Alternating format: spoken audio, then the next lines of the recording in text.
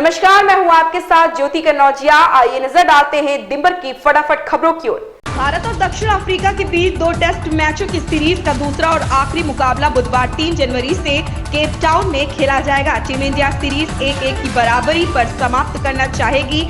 Centurion में दक्षिण Africa ने पहला टेस्ट पारी और 32 रन से अपने नाम किया था।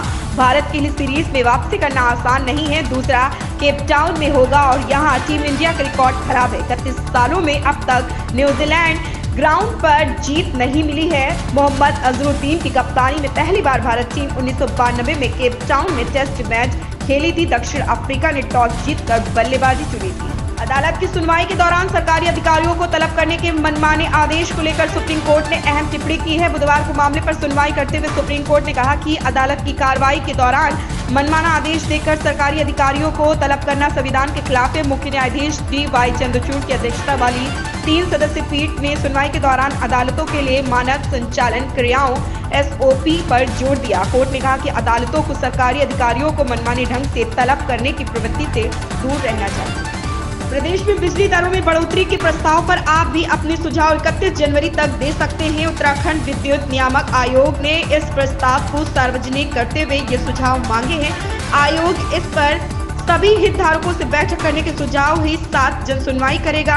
इसी आधार पर बिजली दरों का फैसला होगा जो 1 अप्रैल से लागू होगा। UPCL ने BPL से लेकर सभी उपभोक्ताओं की बिजली दरें बढ़ाने की मांग की है। UPCL ने फिलहाल जो प्रस्ताव दिया है उसमें बिजली दरों में बढ़ोतरी के लिए 27% को आधार बनाया है।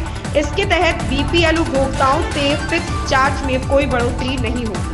स्वतंत्र भारत में यह पहली बार होगा जब 2024 में 18वीं लोकसभा के लिए ग्रांड ओल्ड कांग्रेस पार्टी 272 से कम लोकसभा सीटों पर चुनाव लड़ेगी। ऐसे में अगर सैद्धांतिक तौर पर एक बार की यह मान भी लिया जाए कि अप्रैल-मई 2024 में कांग्रेस जिन लोकसभा सीटों पर चुनाव लड़ने की योजना बना रही है उन सभी पर अगर उसे जीत हासिल हो तब भी वह अपने दम पर केंद्र में सरकार नहीं बना सकती। पहले लोकसभा चुनाव में कांग्रेस ने 499 में से 479 सीटों पर चुनाव लड़ा और 364 सीटें जीती। वर्ष 1957 में जवाहरलाल नेहरू के नेतृत्व में कांग्रेस ने 494 सीटों पर चुनाव लड़ा और 371 सीटें जीती। बॉक्स ऑफिस पर इस वर्ष की शुरुआत कई धमाकेदार फिल्मों के साथ हो रही है। जनवरी महीने में मेरी क्रिसमस, फाइटर और मैं अटल हूँ समेत 5 अन्य फिल्में रिलीज होने वाली हैं।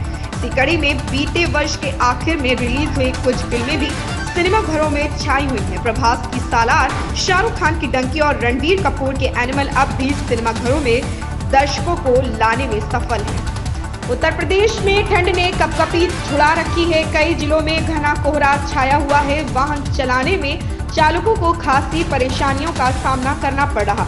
वहीं वाराणसी में बुधवार की सुबह मौसम ने अचानक करवट बदली। वाराणसी के रामनगर, बाबतपुर क्षेत्र और राजा तालाब समेत कई इलाकों में गरज बरस के साथ बारिश हुई। बूंदाबांदी और ठंडी हवा ने लोगों की कपकपी छुड़ा दी है। बारिश से तापमान में गिरावट दर्ज की गई है। ऑस्ट्रेलिया और पाकिस्तान के बीच 3 टेस्ट मैचों की सीरीज का तीसरा और आखिरी मुकाबला सिडनी में बुधवार 3 जनवरी को शुरू हुआ। मैच के पहले दिन पाकिस्तान के कप्तान शान मसूद ने टॉस जीतकर पहले बल्लेबाजी करने का फैसला किया। पहली पारी में पाकिस्तान की टीम 313 रन पर सिमट गई। ऑस्ट्रेलिया ने पहले दिन खेल समाप्ति तक बिना किसी नुकसान के 6 रन बना लिए। डेविड वार्नर 6 रन बनाकर नाबाद है। उस्मान ख्वाजा ने खाता नहीं खोला। ऑस्ट्रेलिया पहली पारी में 307 रन पीछे है। दिल्ली शराब नीति में कथित घोटाला मामले में दिल्ली के सीएम अरविंद केजरीवाल आज प्रवर्तन निदेशालय दफ्तर नहीं जाएंगे। सीएम ने ईडी को पत्र लिखकर जवाब दिया है। आम आदमी पार्टी ने कहा कि दिल्ली सीएम ईडी की जांच में सहयोग करने को तैयार है, लेकिन एजेंसी का नोटिस अवैध है। उनका इरादा अरविंद केजरीवाल को गिरफ्तार करना है। वे उन्हें चुनाव प्रचार से रोकना चाहते हैं। ईडी ने दिल्ली शराब घोटाला केस में 3 जनवरी को पूछताछ के लिए तीसरा समन जारी किया था। इससे पहले 2 समन में भी केजरीवाल ईडी के सामने पेश नहीं हुए थे। ईडी ने 21 दिसंबर को पूछताछ के लिए बुलाया था, लेकिन तब सीएम विपश्यना के लिए चले गए थे। 22 जनवरी को भव्य मंदिर में रामलला की प्राण प्रतिष्ठा के साथ प्रधानमंत्री नरेंद्र मोदी का 3 दशक पुराना प्रण भी पूरा होगा। मोदी इस दिन नए मंदिर में मुख्य यजमान के रूप में रामलला की आंखों से पट्टी हटाने के बाद पहला दर्शन करेंगे। इसी के साथ 14 जनवरी 1992 को जन्मभूमि में रामलला के सामने ली गई उनकी भावपूर्ण प्रतिज्ञा साकार हो जाएगी। 11 दिसंबर 1991 में कन्याकुमारी से शुरू हुई भाजपा की एकता यात्रा 14 जनवरी 92 को अयोध्या पहुंची।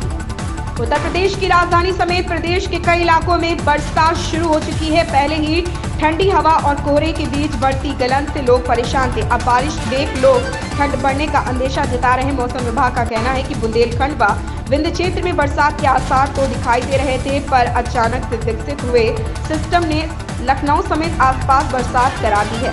मौसम विभाग ने प्रदेश के कई इलाकों में घने कोहरे का अलर्ट जारी किया। मौसम विभाग आगामी 7 जनवरी तक कहीं कहीं बूंदाबांदी व हल्की बारिश के आसार जता रहा है। इन खबरों में बस इतना ही। बने रहें हमारे साथ।